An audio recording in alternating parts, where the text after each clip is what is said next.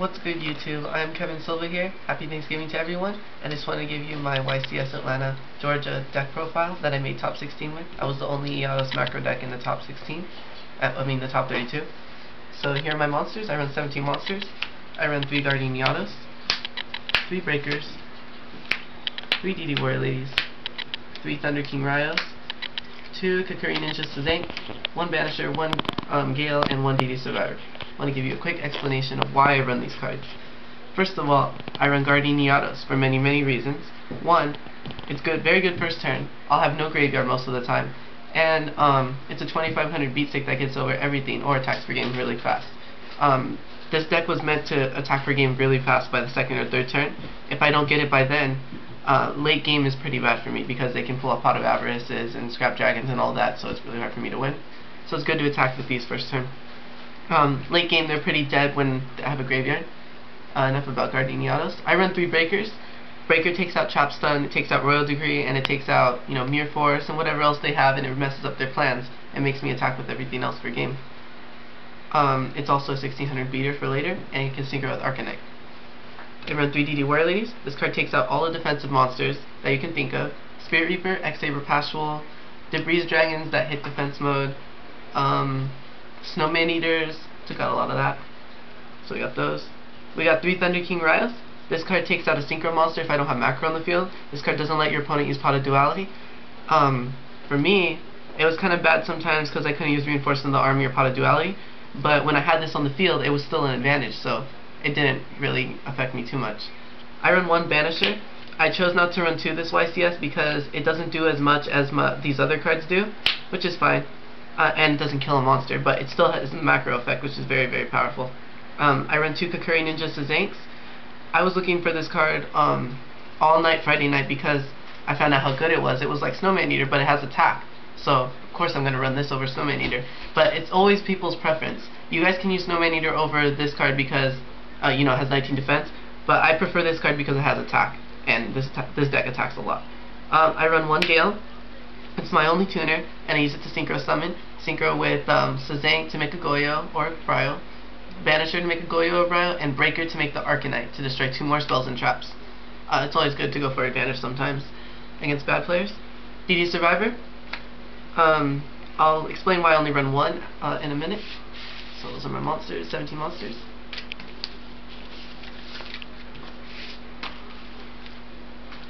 My spell cards, I run Rhoda, Darkhold, Monster Reborn, 2 Mystical Space, 3 Pot of Dualities, 3 D-Fissures, 3 Book of Moons. Alright, I took out my second DD Survivor for Reinforcement of the Army, because this card lets me get DD Warrior Lady if they have Debris or X-Saber Pastoral or Spirit Reaper, and I need that situation to get DD Warrior Lady better, or faster. Darkhold is obvious staple, must be in every deck. Monster Reborn, people kind of question me on this card, but at YCS San Jose, I really needed this card and I never had it until game 2, so I decided to main deck it this time, and it helped out. I'd say 9 out of 10 games it helped me out. Only one time it was dead, but when I have D-Fissure on the field, I'm winning, so when they start coming back and killing my D-Fissure, I can reborn and come back even faster. I run 2 MSTs, take out the Royal Decree, take out the Trap Stun, mess up their plays, mess up their Torrential, their Bottomless, their Solemn Warning. It's always good to take out back rows in my opinion. I don't know why people aren't using MST this format. 3 Pot of Dualities. This card's really good on getting Guardian Eatos to your hand, D-Fissure, Reborn, Darkhold, whatever you're looking for, you can just add it to your hand with Pot of Duality and it makes it really good. And I don't special summon that much in this deck, so it's good. Well, at game 1 at least. I run 3 Dimensional Fissures. It's an obvious.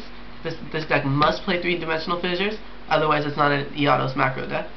I run 3 Book of Moons, simply because it's the best card, the best spell card this format, because you stop synchro summons, you protect your monsters, and you pretty much go off every time you have this card, and you can just do random combos that I couldn't even think of. Like, I have a Gale face up on the field, I can cut their monster, I can book my Gale, flip it up, and cut their other monster. There's combos like that I didn't use it this YCS, but pretty sure I could get in that situation to use it. Those are my spell cards. There's 9 right here, 11, 12, 13, 14 I think. I'm really bad with counting with 1. Okay, trap cards. I got 3 D Prisons, 1 Macro, 2 Bottomless, 2 Solemn Warning, Mere Force, and Solemn Judgment. I chose to only run 10 trap cards. I was going to run 2 macros, but at the last minute I took out the other one because I started drawing dead a lot with it. 1 macro is fine, in my opinion, because macro can get Solemn Warning, it can get Royal Oppression, and I don't like any of that, and it can get Royal Decree. So, decided to only run 1. 2 Bottomless Trap Holes. This card was really dead a lot. I suggest not to run this card. I might put in Compulsory Evacuation Device like one of the people in my other comments said, because the Compulse is just a lot more active than Bottomless is. Then again, Bottomless does take out Gladiator Beast, which is my worst matchup. I'm so glad I didn't face Gladiator Beast with this YCS. I run 3 D Prisons. I need protection in this deck, but as you can see, there's hardly any protection except Book of Moon. I run 2 Solemn Warnings. I can't run 3 because paying way too much life points already. Mirror Force, Solemn Judgment. I decided not to run Torrential Tribute or Royal Oppression this YCS because those were really dead cards whenever I had them, and I play very passive aggressively, so I can't run those cards. And that's 10 trap cards to make a total of 41 cards. Now I'll get to my side deck real quick, so you guys can be on your way. Here's my side deck. 3 Cyber Dragons, 2 Fossil Dinos, 1 Kukuri Ninja, so Zinc, 1 Nobleman of Extermination, 2 Shield Crush, 2 Smashing Ground, 3 Zone with the Spirit, and Royal Oppression. And the reason why I chose Cyber Dragons is because Machina Gadget is pretty deadly, and that deck is so autopilot that anyone can run it, so I'm going to have to run cards that counter that deck, so then I don't lose to an autopilot player.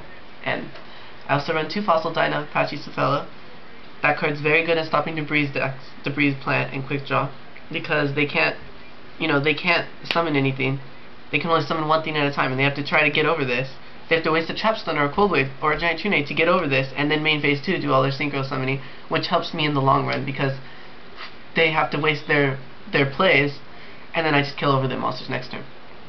I had a Kukuri Ninja, Sazank. I was going to run 3 in my main deck, but I decided to just side deck it. Kathy? And I also run Nobleman of Extermination, because it takes out Solemn Warning, it takes out, all the trap cards that I'm scared of, like Icarus Attack and stuff like that. I found this to be very helpful in YCS. I run 2 Shield Crush, very, very strong against Quick Draw.